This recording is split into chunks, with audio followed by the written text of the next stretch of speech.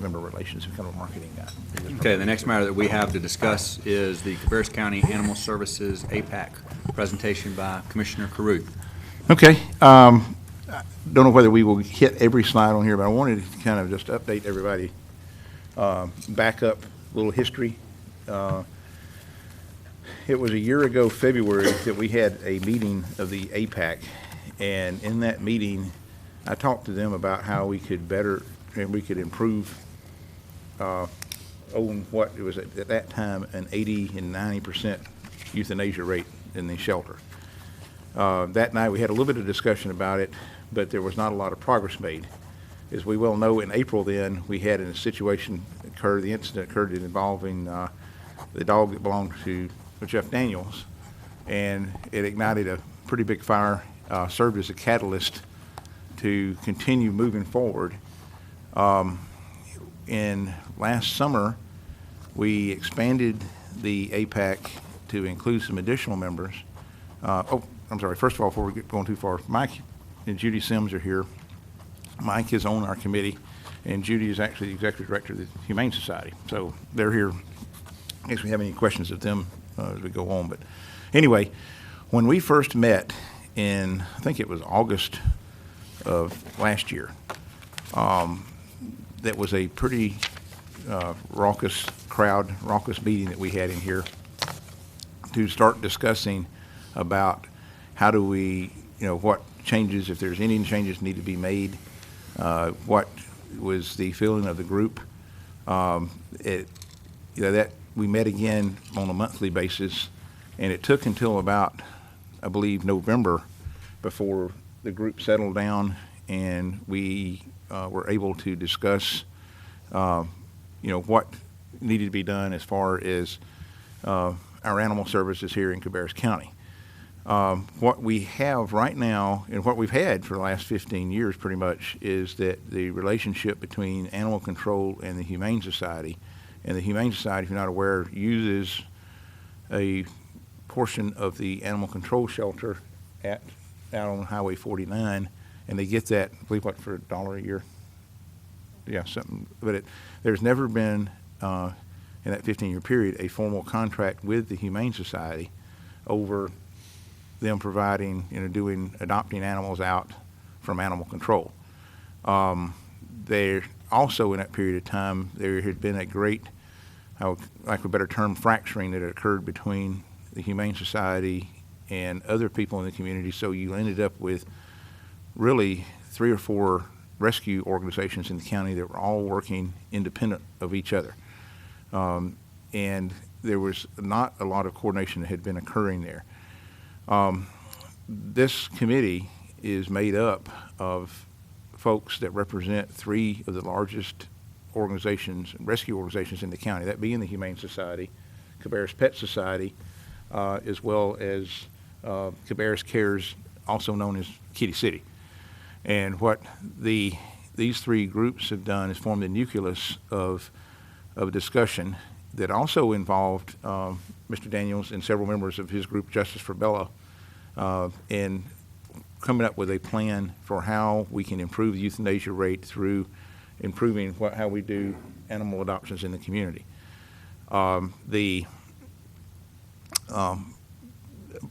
Say that a lot of the people that were getting involved in wanting to get involved in shelter operations at that time were folks that were coming from the Justice for Bella group, and they have gotten involved a lot with Cabarrus Pet Society, with the Humane Society, and with Cabarrus Cares.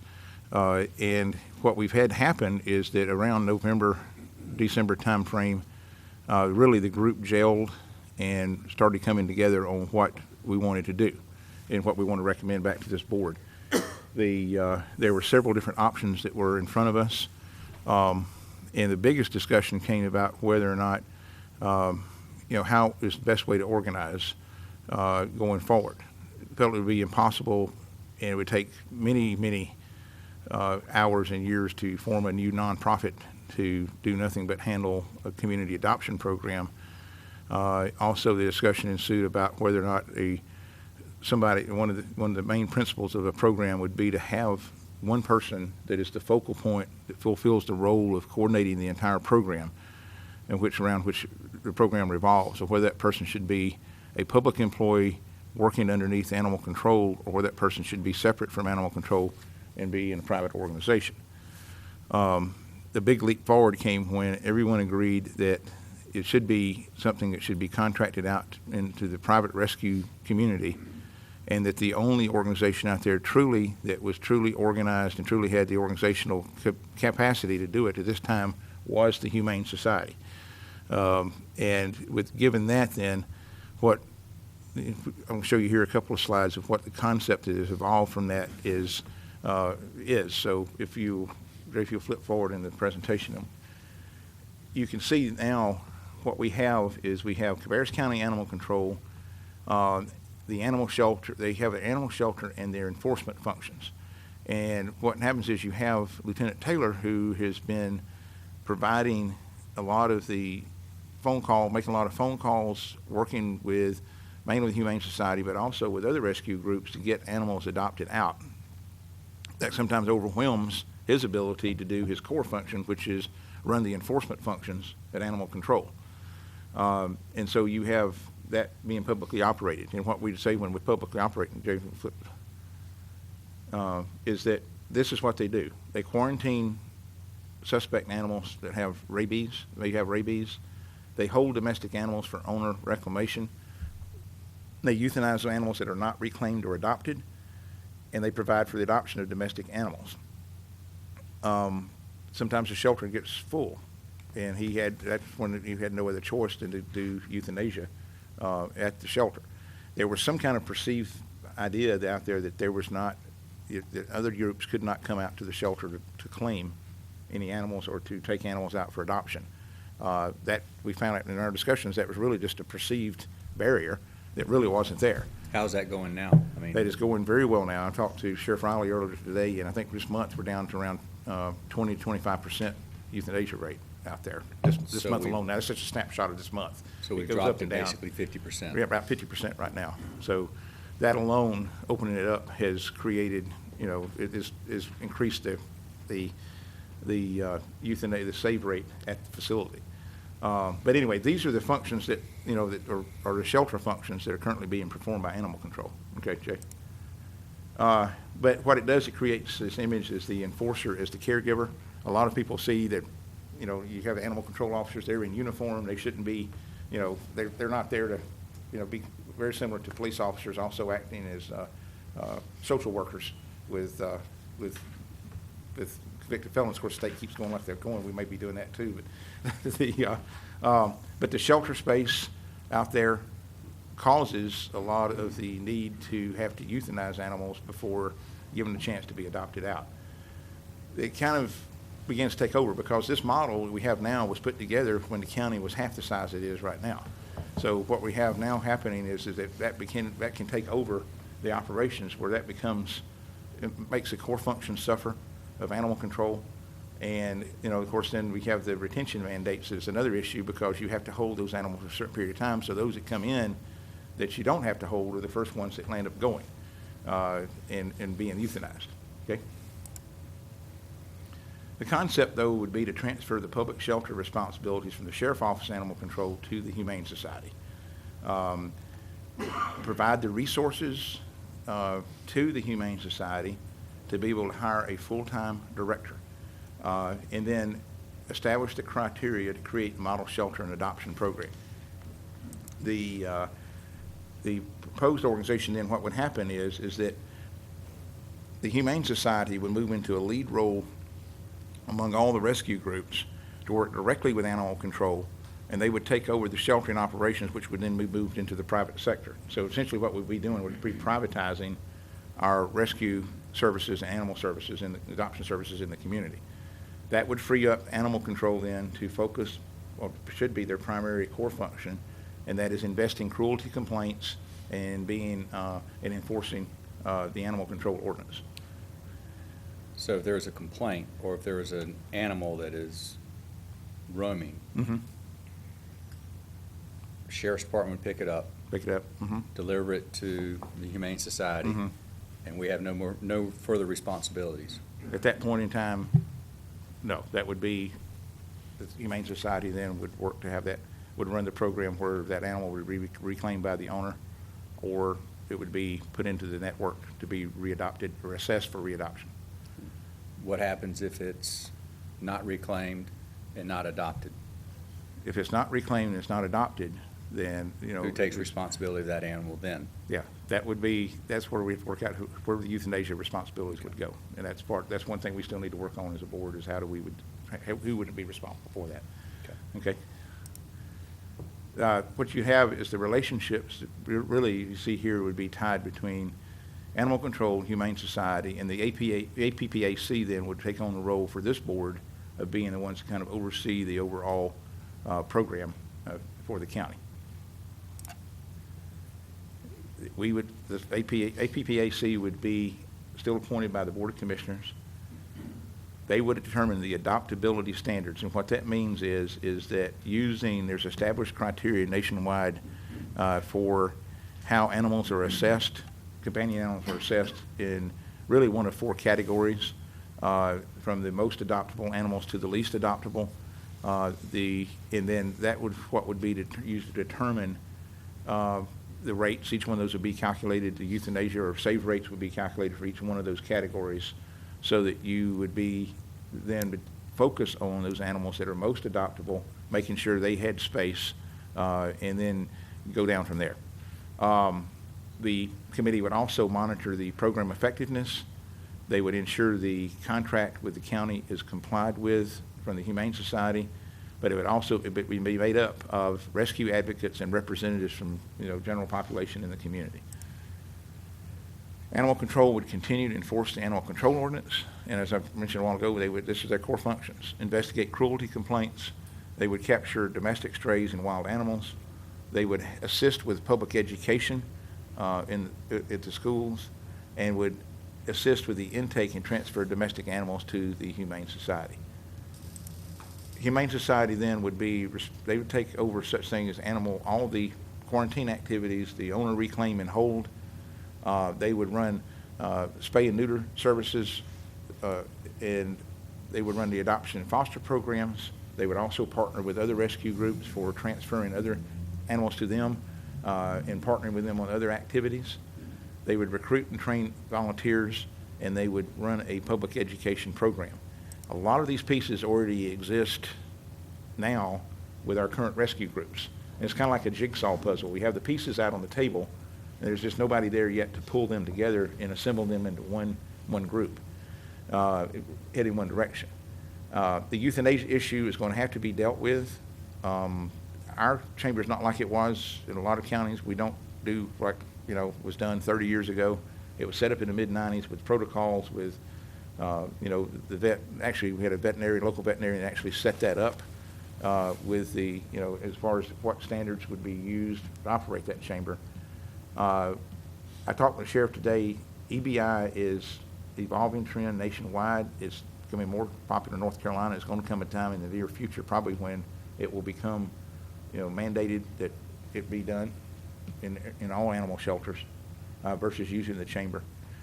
So that's something we've got to decide as part of this, is whether we leave it with Animal Control to do euthanasia, or do we also want to transfer it over to the Humane Society to manage that. What I propose here now, ignore that number. There's two numbers up Don't there, look at the Bob. number.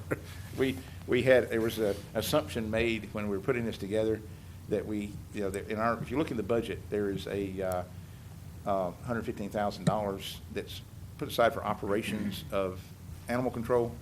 I was under the impression that all of that was used to operate the shelter. No, that money is also used for animal control, for their fuel, for their vehicles, supplies they need in the animal control function.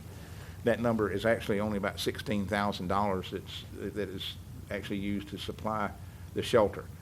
That in and of itself is not enough to hire a full-time director. But what I want to understand is that we can't let that be something, I think, that is a showstopper. I think we've got to look at what does it take to hire a full-time director and go from there. But anyway, what I propose is in this contract, it would specify that the Humane Society would hire a full-time director, that there would be performance measurements, And then the periodic reporting schedule, they report back to the Board of Commissioners on progress that's being made on implementing a lot of these programs and coordinating a lot of these programs. Okay. I won't go into detail on all of these, but these are the principles, or you go back to it. I don't have to. These are the operating principles for the program guidelines that we talked about would be included in the contract, and that would be developed as part of the program. And then but the next step is to actually just work out the details of how we would put that contract together. I think it's going to be very important to name the program something besides just the animal adoption program. I think Animal Control and Humane Society sit down and work out there's got to be a line drawn between the functions of each one of them of how they would do that. And I'm happy to report that already Animal Control and Humane Society are already working very closely together. Animal Control has actually turned over several runs to the Humane Society already. And the Humane Society is actually doing a lot of the work in helping with volunteers to help clean runs at Animal Control. So it's already taken over a lot of that operation out there at the shelter. There has to be a pet evaluation matrix, which I mentioned a while ago, developed. A new shelter report format. Those would be the things that APAC would do as its next steps. Have the discussion of euthanasia methods, and I think, once we get ready to launch this thing, is have a blitz, a media and public relations campaign that would promote this program to the county. Okay? Is that it? Anyway, I want to use another example, and that's kind of the end of my presentation, another example of what, about 10 years ago, the Arts Council was kind of floundering as an organization. They came to this board. This board worked out a contract with them, provide, you noticed in the budget, $26,000 a year.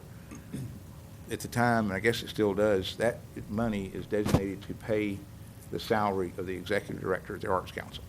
That enabled them to hire a full-time director at the Arts Council. And if any of you've seen what the Arts Council has evolved into in the last 10 years, has become a tremendous program for the community that gets very little public tax dollars to operate on. I think that model is something that can be duplicated here with this community adoption program. I think it's a totally discretionary program to do adoptions. I mean, we could decide as a board not to do anything and actually just tell direct animal control that when they hit the window, they fill up or they hit the 3-day window, to euthanize them and not have any adoptions at all. But I don't think the community would, appreciate that, especially when you're looking at possibly the cost of this could be, the way I see it, if you have a $200,000 home, it's equivalent to donating 2 bags of dog food a year to the Humane Society, is what we're talking about, the cost, how this cost would spread out. It's a very small, I think, price to pay to get this program over into the private sector, where we have, by the way, probably the most dedicated volunteers of any function in the county are those that are involved in animal rescue, because it's largely a very thankless job, and you have to do some very emotionally draining things when you're working with rescue, when you have to go out and raid a puppy mill, or you're having to deal with dogs and cats that are very ill, and it's not a glamorous job at all to do. So I think that what this does, it empowers and shows that we're empowering that group to move forward together, and the groups are united now, like I haven't seen them united since I've been on the Board of Commissioners, to work together. The 3 largest groups are ready to roll with it, and they're the ones that are on the ground going to be making it happen. And they pretty well agree they see this as the best way to move forward with it. So, any questions from Commissioner Caruth? So what do you see as the next step? Because this obviously isn't ready for us to approve anything yet. I mean, what is? I see us looking at what would we look at funding as far as, is it 50,000? Is it, I don't think that we would go, I mean, it'd be great if we could go that full 115, but I don't see that happening. I see that I believe that we can take the $16,000 that's currently being given to animal control that you're using to operate the shelter with. There are some other monies available, I believe, out there, fines and fees that are collected from, in other words, when your dog is picked up, I think the second time it's picked up, you have a $50 fine. Those things, that money, I believe, could be available, as well as some, if we look at, once the community spay and neuter program is developed, do we really need the money anymore in the SNPs program, which is about $20,000 a year that goes to DSS to provide vouchers for low-income residents to have their pets spayed and neutered? Could that all be rolled into that as well? So I think that if we turn over enough rocks, I think we can find that small amount of money to be able to provide this seed money.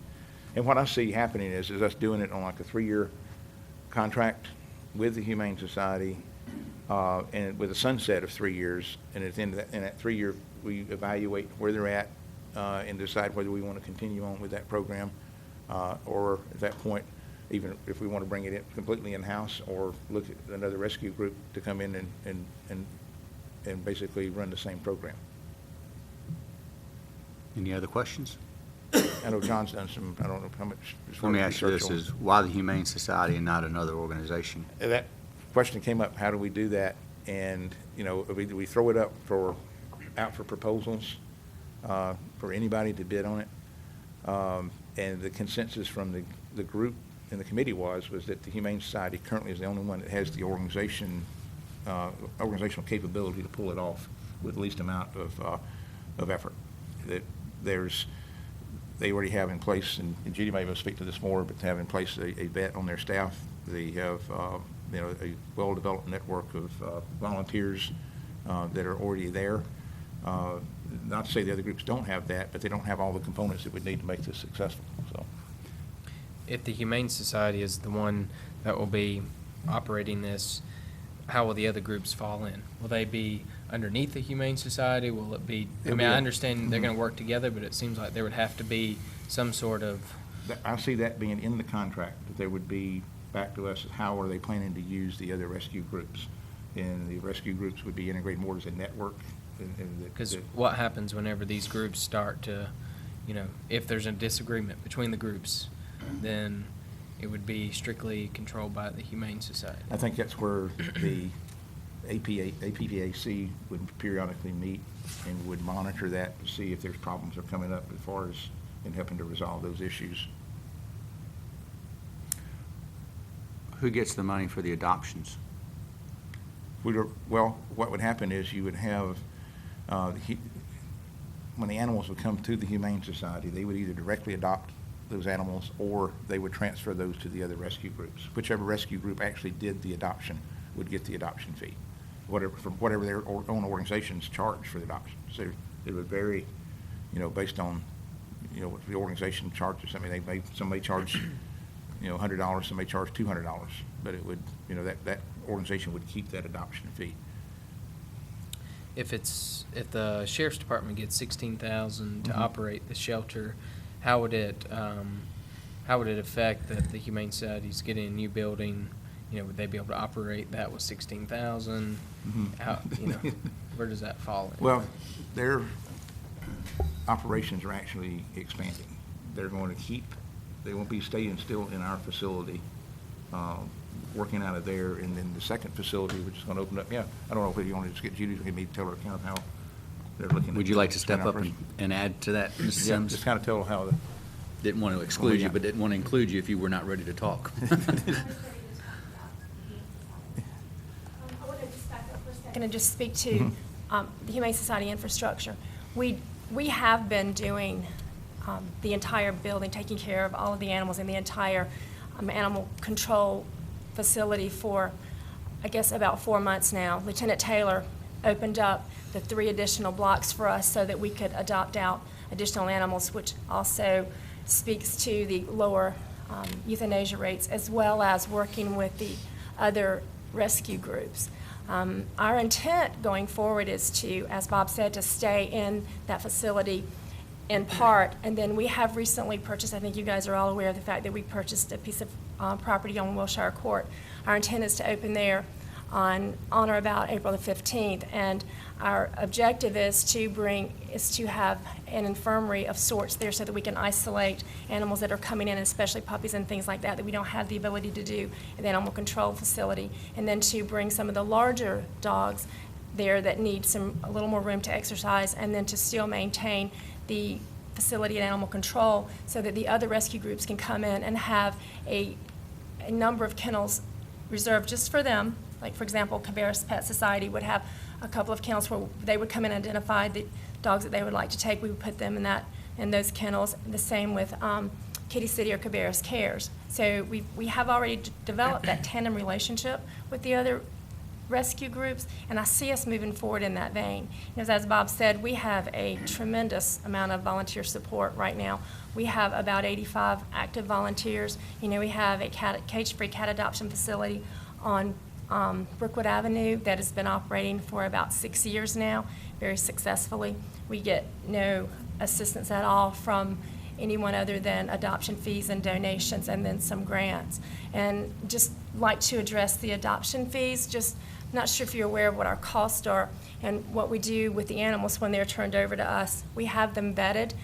We do have an on-staff vet. She comes in one morning a week to the animal control shelter, and then she works over at Princeton's one morning a week, and also some Sundays over at the spay-neuter clinic, spaying and neutering.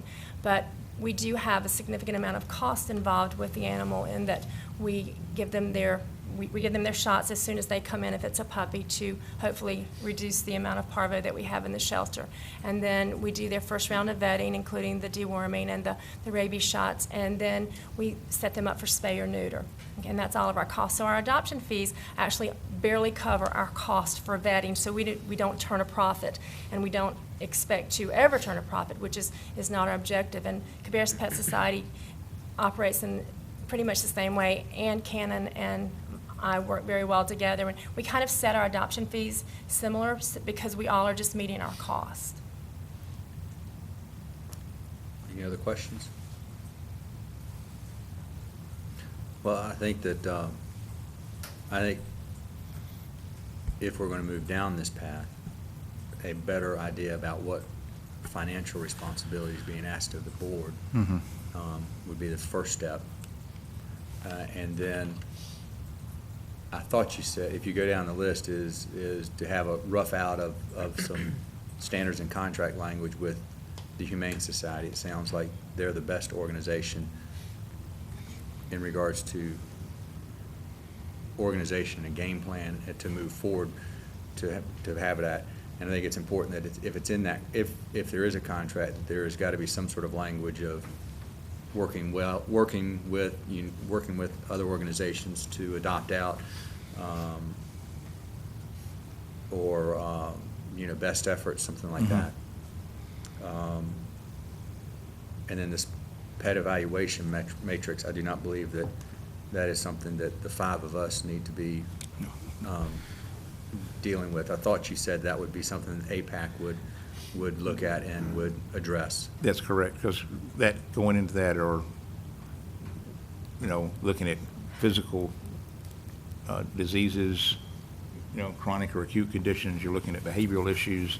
That's something where we would include in that a veterinarian as well as some pet behavioral specialists to look at that and come up, because that'll be something that truly would be a consensus standard that would be developed, and it would become a community standard for what we deem as being adoptable versus unadoptable. And that's where, we would work at that point to, what we want to try to do is eliminate euthanasia of any adoptable animal. Would be the long-term, goal.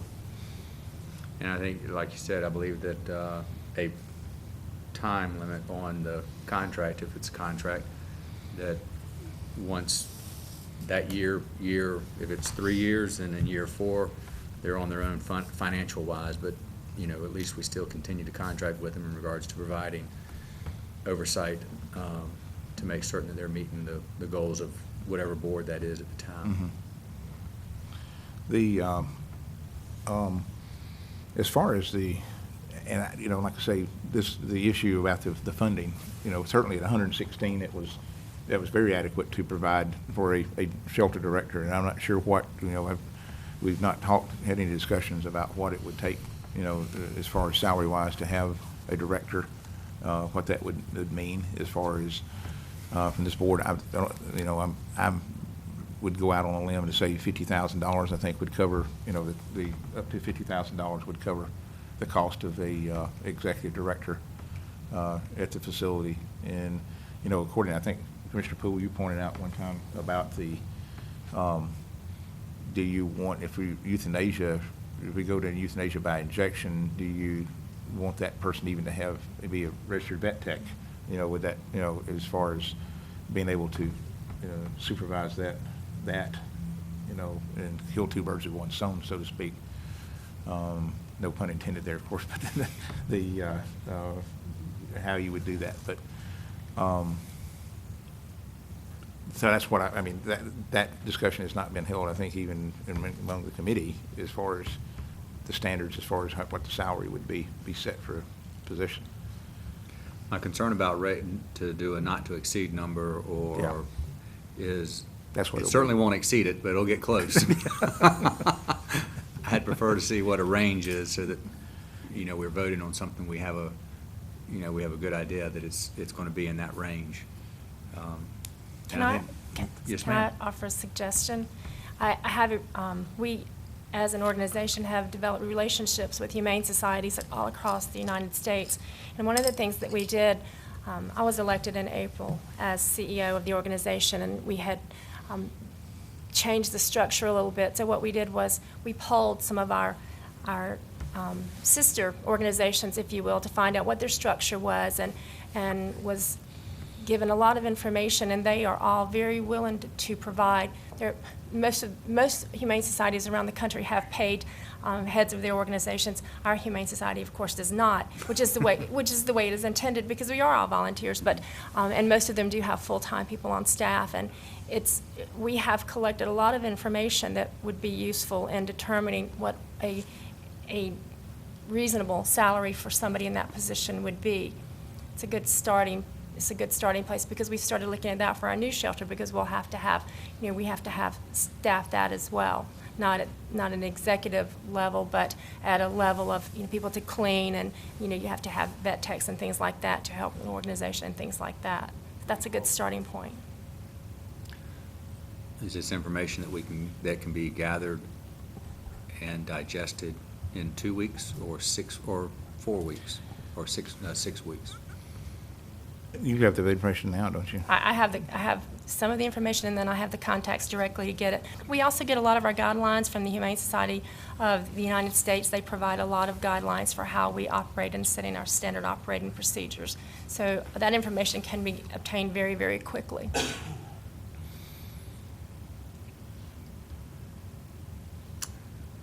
Do we want to address this on the 18th, or look at it and then talk about it in May? It may be best to get the information, bring this back up for the May work session with that amount, and then finalize at that point in time. That way we'd be prepared to. I would like you to look at the resolution, though. The resolution that was put together of establishing a proactive adoption community. That took, Mike, 4 meetings and a lot of, there was a lot of blood, sweat, and sweat and tears and almost blood shed over some couple of times over the language of that. But there's a resolution here that kind of lays out. We were very deliberate about the language that went in here to make sure that we addressed it truly what it was, as far as establishing this. But I hate to delay it, but I know that it would delay, and it would help us to get solidified on what that amount would be, and it would probably allow us also to have a committee meeting to discuss that, and be prepared then to meet, be prepared to come back at the May work session with that solid figure. But I'd like to also, if I could, Mr. Chairman, ask any of the board members any other questions you may have where we can get those questions answered, because like I say, you've got the leaders of the local rescue community are on the committee, and they can easily address some of those questions that come up that maybe even I would not be able to address. My wife and I have been involved in it. She's been involved in it more than I have, but I've not been as intimately involved as a lot of the other folks, and in doing the rescue work here. So if you may not have them right now, but if you've got questions, please send them to me, and then we can get those answered for you, because I think it's important that once we find out, crystallize on the salary of what that would be, the salary range, then we need to, I think, move forward at that point. There's no real reason to hold us back at that point. So this is under E1, which if you go back to page 9 and 10 of our agenda, that's what you're asking us to address on the 18th? That resolution? Yes, sir. Can we, that's one question to the board. Do you want to adopt the resolution before you get,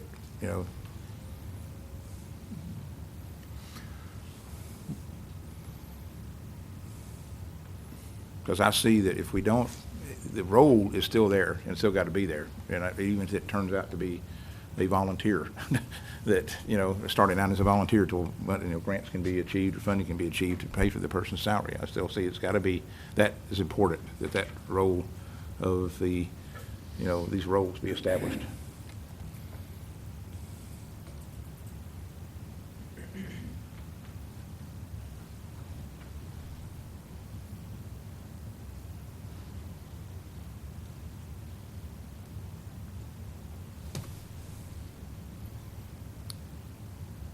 I have a concern about formal feral cat trap, neuter, and return program. Okay. We're just going to neuter them and just release them into the wild again? That has been proven to be the best way to control the feral cat population. You go out to, there are several places in the county where there's a huge feral cat population. And we've had it happen, been a couple of events occur here recently where they bring in students from NC State, and they will go out on Fridays and they will put out traps. They'll capture as many cats as they capture. They bring them in, they spay and neuter them, they turn them back out on Sunday. And what it does over time, you do that enough times, it will actually, the population begins to decrease because they're all sterile. And it's been shown to be the most effective way to control the feral cat colony. Do you return the cats the same place you picked them up? We do, and in some cases, we have some local, some of our Humane Society members who actually have farms with barns that they want cats that can't be kept inside, but it helps them to keep the critters away from their food. So they'll request that when we have a feral colony that comes in, that we could release them into their barns. We do that a lot. Release them into what? On their property, in their barns. They take them, they give them homes and let them live and feed them and care for them, knowing that they can't, create more offspring. Right.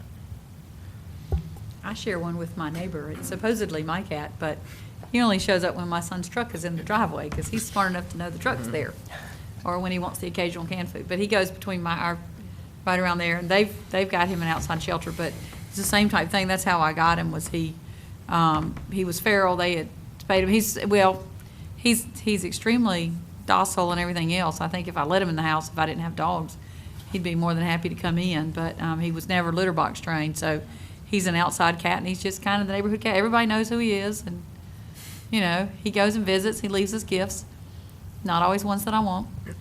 But, he goes primarily between me and my neighbor's house. And there's a house across the street that's not been lived in for quite a while, and he does keep down the population of critters that I really don't want to see at my house. So it does seem to work. I mean, it's better than euthanizing a whole lot of cats like that, I would say. And let me just say that, just for the record, the Humane Society does not advocate outside cats, but in a lot of circumstances, they are perfectly good cats. They just need a place to be, and if we can help them out at all, and we give them their shots when they're sedated, and let them back out for reasons that you mentioned, because there are some cats and dogs that just cannot live inside. They're just not within their genetic makeup to do that. So. You're saying they don't advocate to have outside cats, is it?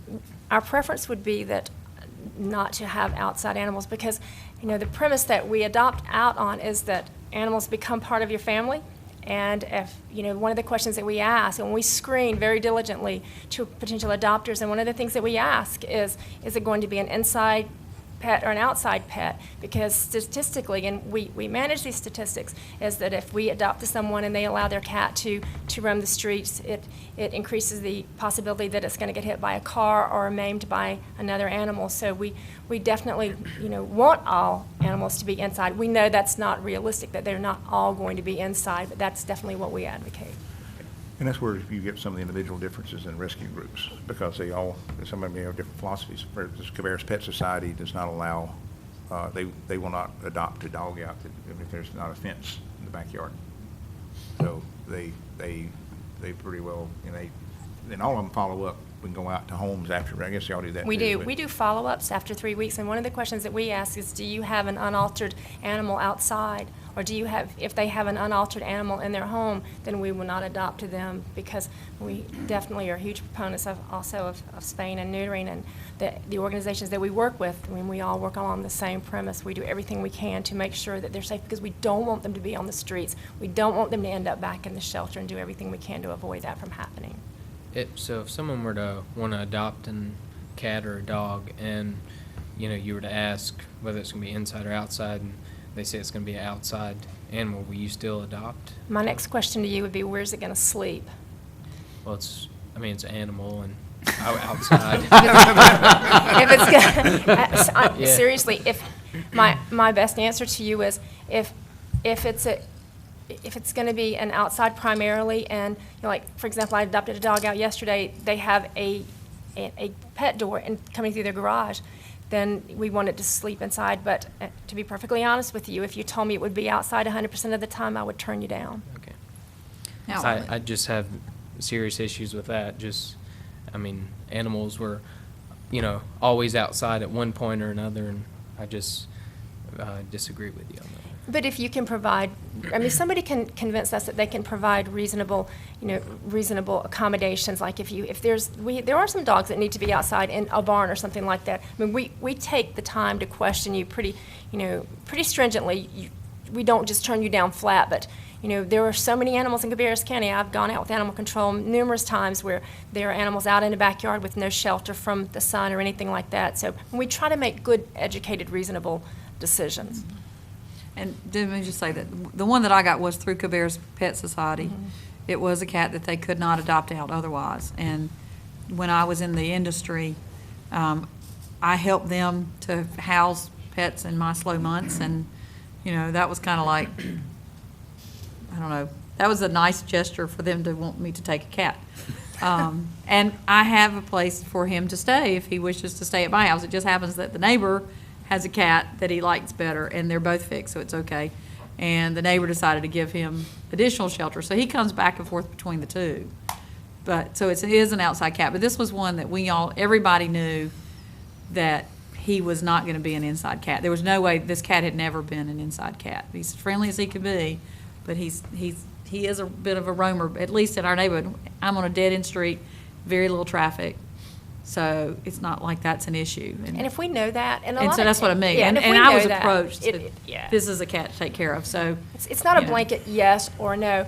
We make every attempt to get to know you, and we'll ask you what your home dynamic is, and tell us a little bit about what's your setup. And there are dogs that come into the shelter that just can't be inside, because like a wolfhound or a husky or something that's been outside all of its life, and we can tell that, then the right situation for it may be on a farm or on a backyard with appropriate lodging or something like that. It's easier to buy a home than it is to adopt a dog, just because of the process to make sure it's a fit. What's the pleasure of the board? Well, Mr. Chairman, I think that the resolution, one of the things that's pointed out in the resolution, it goes through several things here. Like I said, it was very heavily discussed.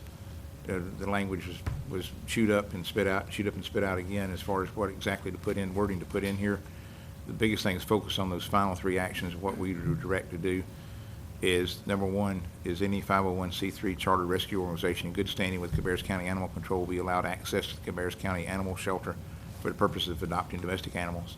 Number two, that the Board of Commissioners will commence with the process to enter into a formal relationship with one or more rescue groups in the community to outsource its public animal shelter operations based on criteria determined by the APPAC. And number 3, the APPAC will provide the Cabarrus County Board of Commissioners a first an evaluation matrix to be used to determine the adoptability of domestic animals that are processed and sheltered at the Cabarrus County Animal Shelter. B, develop criteria to be used by Cabarrus County officials to define success for the community's proactive adoption program. And C, going forward, to provide oversight to the community proactive adoption program and ensure all performance standards are being followed. That key thing about convincing the process, I think that we can I believe we can do the resolution and then in our May work session consider, get the salary figures back and determine that point in time of how much money would be available to the Humane Society to fund a full-time director. So I guess I'd make a motion that we put it on the new business for consideration of the resolution. Motion to place this under new business. Do we have a second? Second. We have a motion to second. Any discussion? Is that for April, this month? Yes, sir. Yeah, the resolution will be April, and then we would, in May, at our May meeting, consider the funding amount as far as based on. Shouldn't we wait and see what the state budget's gonna be before we start adding this on?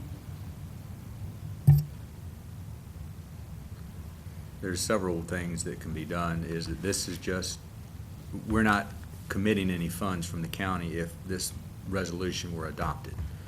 Right. This As does I nothing see to it. say that we're going to All it start. says is that we are going to allow other organizations to have access to the shelter, and then we enter into a formal relationship with one of the agencies to provide the animal shelter operations. It doesn't say that we're going to provide any funds to that organization to run it. I mean, if an organization wants to come in and take it on by themselves, we have no responsibility financially if we pass this resolution as it is the way I read it.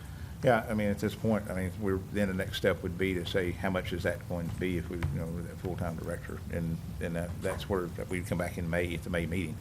Again, like I said, it could be that we just decided it's just a $16,000, and that may be all we can provide for a director's position. It may be that we go to, $40,000 or $50,000, but once we see that figure, again, I could point out in the scope of the thing, and that's the hardest part, is to say, okay, what we are is committing, to do something here that involves new money. But if you look at it, like I pointed out earlier, if you have a $200,000 home, this is equivalent of donating 2 bags of dog food in a year to the Humane Society. So this is and in the scope of our budget, that's a very small amount of money. You're looking at about, on a $200,000 home, you're looking at, or $250,000 home, you're looking at about $40 per year. So like I said, again, looking at an example of the Arts Council, how the only money we ever have been providing to the Arts Council has been for the salary for the executive director, and they were able to use that and bring the tremendous return back to the community for that. So. We have a motion and we have a second to place this under new business. Any other discussion? All in favor, say aye. Aye. All opposed? Motion carries. Thank you. Okay. With that, I believe that addresses all that we have right now, but for a closed session. Is that correct, Mrs. Honeycutt?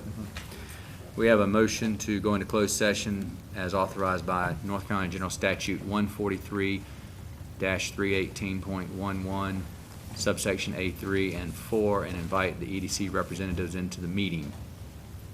Do we have a motion to go into closed session? So moved. We have a motion, we have a second. We have a motion and a second. All in favor say aye. Aye. All opposed? Motion carries. At the conclusion of the closed session, we will adjourn for the evening. Thank y'all.